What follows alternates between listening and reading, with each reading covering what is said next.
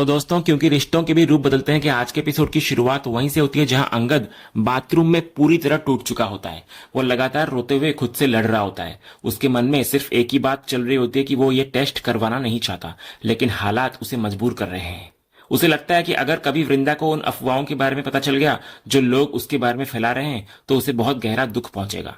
यही सोचकर वो खुद को समझाने की कोशिश करता है कि ये कदम वो शक की वजह से नहीं बल्कि उसकी इज्जत बचाने के लिए उठा रहा है। लेकिन इसके बावजूद उसका अपराध बोध कम नहीं होता और वो फूट फूट कर रोने लगता है। तभी बाहर से वृंदा की आवाज आती है। उसे काफी देर हो चुकी होती है, इसलिए वो चिंता में पूछती है कि सब ठीक तो है ना, और इतनी देर क्यों लग रही है। तो अंगद तुरंत खुद को संभालता है और सच्चाई छिपाते हुए कहता है कि उसकी तबीयत थोड़ी खराब हो गई थी। वृंदा उसकी बात पर भरोसा कर लेती है और प्यार से कहती है कि वो बाहर आ जाए। वो उसके लिए अजवाइन का पानी बनाकर लाती है। इसके बाद अगला सीन फैक्ट्री का होता है। जैसे ही अंगद फैक्ट्री पहुंचता है, वहां का नजारा देखकर वो हैरान हो जाता है। 3 वर्कर्स उसके सामने आकर उसके पैरों में गिर जाते हैं और बार बार माफी मांगने लगते हैं। उसी समय विक्रांत भी वहां पहुंचता है और उन लोगों को डांटते हुए कहता है कि अगर माफी मांगनी है तो ठीक से मांगो। अंगद समझ नहीं पाता कि आखिर मामला क्या है। जब वो वजह पूछता है तो विक्रांत बेहद नाराज दिखाई देता है। वो कहता है कि इन लोगों ने ऐसी बातें की है जिन्हें दोहराना अभी मुश्किल है और उसके अनुसार इन्हें तुरंत नौकरी से निकाल देना चाहिए। लेकिन अंगद पहले पूरी बात जानना चाह रहा होता है। तभी उन वर्कर्स में से कुछ लोग खुद स्वीकार करते हैं कि उन्होंने मजाक और अफवाहों में वृंदा और विक्रांत का नाम जोड़कर बातें की थी। यही सुनते ही माहौल और गंभीर होता हुआ नजर आता है। विक्रांत तुरंत उन्हें चुप कराता है और दिखाता है कि उसे इन बातों में कितनी आपत्ति है। वो कहता है कि किसी सम्मानित महिला और कंपनी की मालकिन के बारे में ऐसी बातें करना बेहद घटिया सोच है। इसके बाद अंगद भी पहली बार खुलकर उन लोगों पर नाराज होता दिखाई देता है। वो साफ कहता है कि उन्होंने जो किया है वो माफी के लायक नहीं है। उसके अनुसार वृंदा ने हमेशा कर्मचारियों का साथ दिया, हर मुश्किल में उनके लिए खड़ी रही, उन्हें सुविधाएं दी और कंपनी के साथ जोड़े रखा। लेकिन बदले में वही लोग उसकी पीठ पीछे उसके सम्मान को ठेस पहुंचा रहे हैं।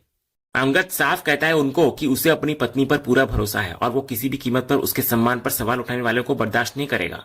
आखिरकार वो फैसला सुनाता है कि आज से उन लोगों की इस कंपनी में कोई जगह नहीं है। वो विक्रांत को आदेश देता है कि उनकी बाकी बची हुई सैलरी और फाइनल पेमेंट देकर उन्हें कंपनी से बाहर निकाल दिया जाए। वर्कर्स लगातार माफी मांगते रहते हैं और अपने परिवार की मजबूरियां बताते हैं, लेकिन अंगद इस बार अपना फैसला नहीं बदलता।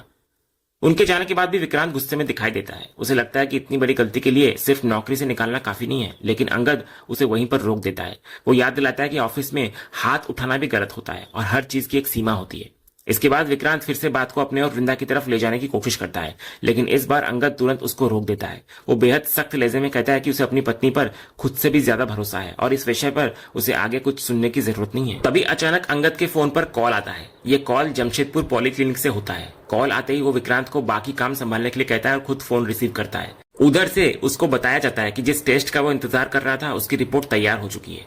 ये सुनते ही अंगद कुछ पल के लिए चुप होता हुआ नजर आता है, क्योंकि यही वो रिपोर्ट है जिसके लिए वो पिछले कई दिनों से मानसिक संघर्ष झेल रहा था। जब उसको रिपोर्ट लेने आने के लिए कहा जाता है तब वो कहता है कि फिलहाल वो खुद नहीं आ पाएगा, इसलिए वो रिपोर्ट घर भिजवाने की व्यवस्था करने की बात करता है।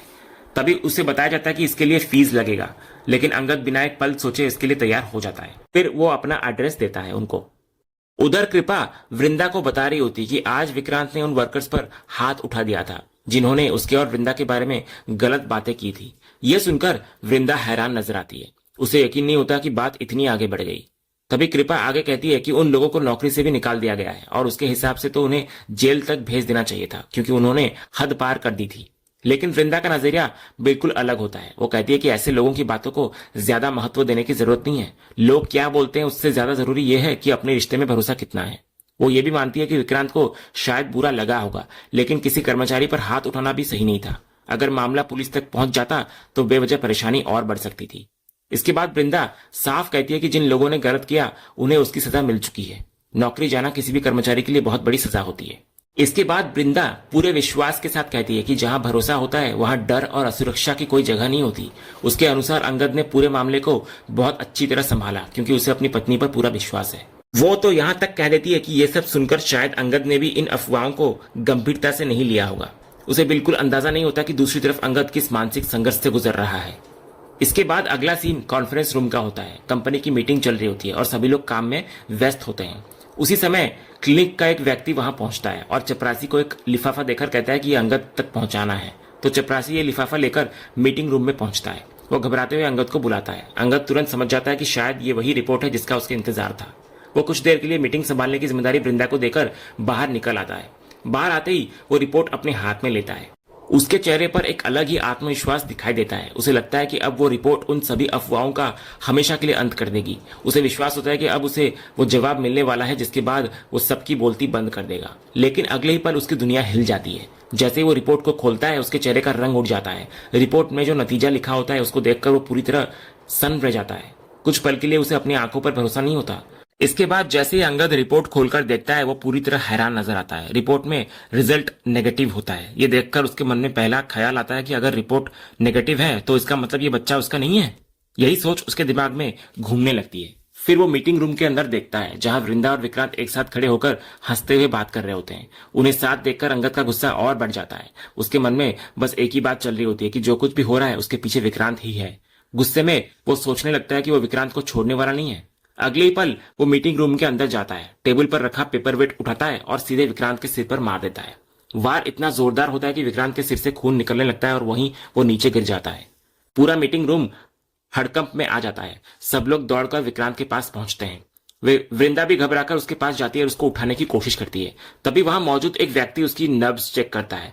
नब्ज चेक करने के बाद वो कहता है कि उसकी सांस नहीं चल रही और शायद वो मर चुका है। ये सुनकर वृंदा के होश उड़ जाते हैं। वो रोते हुए अंगद की तरफ देखने लगती है। सभी लोगों की नजर भी अंगद पर होती है। वृंदा रोते हुए अंगद के पास आती है और उससे पूछती है कि उसने ऐसा क्यों किया। वो बार बार यही पूछ रही होती है कि आखिर उसने मिस्टर ठाकुर को मार क्यों दिया। लेकिन तभी अगले ही पल पता चलता है कि ये सब हकीकत नहीं था, ये सिर्फ अंगद का सपना था। अंगद अचानक खुद को उसी जगह पाता है और समझ जाता है कि उसने वास्तव में विक्रांत को नहीं मारा। इसके बाद वृंदा उसके पास आती है और बताती है कि सभी लोग उससे पूछ रहे हैं कि कंसाइनमेंट अगले गुरुवार भेजा जा सकता है या नहीं। लेकिन अंगद अभी भी घबराया हुआ होता है। वृंदा उसके चेहरे को देखकर पूछती है कि सब कुछ ठीक तो है ना। अंगद कोई साफ जवाब नहीं देता। वो सिर्फ इतना कहता है कि जो भी संभालना है फिलहाल वे लोग संभाल ले, क्योंकि उसे कुछ ठीक नहीं लग रहा। इतना बोलकर वो वहां से निकल जाता है। अगले सीन में अंगद अपने कैबिन में पहुंचता है। वो अकेले बैठकर उन्हीं अफवाहों के बारे में सोचने लगता है जो लगातार वृंदा और विक्रांत को लेकर फैलाई जा रही थी। फिर एक एक करके उसके सामने वे सारे पल आने लगते हैं जब वृंदा और विक्रांत करीब दिखाई दिए थे। उसे याद आता है कि कैसे वृंदा ने विक्रांत का पक्ष लिया था और पूरे सम्मान के साथ उसको नौकरी पर वापस रखने की बात की थी। इन्हीं बातों के बीच वो दोबारा रिपोर्ट खोलकर बार बार देखने लगता है। तभी वृंदा वहां आ जाती है तो अचानक रिपोर्ट उसके हाथ से नीचे गिर जाती है। वृंदा उसे उठाने के लिए झुकती है लेकिन अंगद तुरंत उसको रोक देता है और खुद रिपोर्ट को उठा लेता है। इसके बाद वृंदा उसकी तबीयत को लेकर चिंता जताती है। उसको सुबह की परेशानी याद आती है और वो पूछती है कि अब भी दर्द हो रहा है क्या। इतना बोलकर वो फर्स्ट एड बॉक्स से दवा निकालने चली जाती है अंगद के लिए।